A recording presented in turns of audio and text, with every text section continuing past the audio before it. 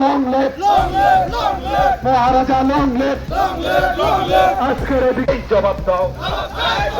আরে এতদিন হয়ে গেল কেন আসামি অ্যারেস্ট হচ্ছে না? রাজ্য প্রশাসন জবাব চাই, জবাব দাও। বিপ্লবতা লং লিভ, মহারাজা লং লিভ। আজকের এই মেলার মিছিলে দলে দলে যোগ দিন।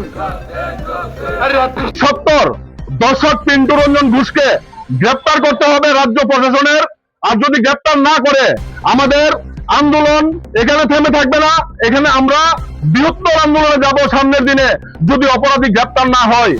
দর্শন একটা ওয়ার্ড আজকে আমাদের ভারতবর্ষে আমাদের জন্য একটা অভিশপ্ত ওয়ার্ড।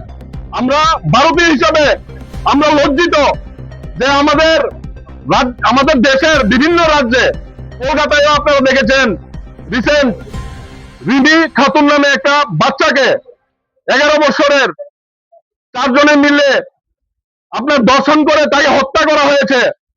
সমগ্র দেশ সেই দর্শনের বিষয়ে আজকে উত্তাল।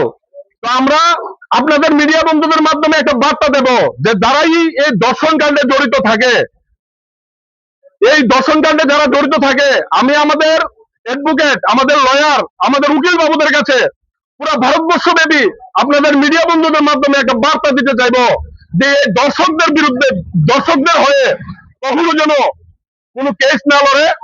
তাদের বিরুদ্ধে তাদের যতটুকু ঘৃণা করা যায়, তা থেকে তাদের যতটুকু নিন্দা করা যায়, তাদের যতটুকু প্রশাসনের আওতায় এনে প্রকাশ্যে ফাঁসি দেওয়া যায়, ততই আমরা ভারতীয়দের জন্য, এই ত্রিপুরাবাসীদের জন্য, আমাদের জন্য মঙ্গল।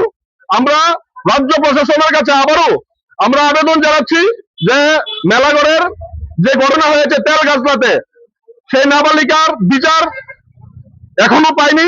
আমরা রাজ্য প্রশাসনের কাছে আবেদন জানাচ্ছি।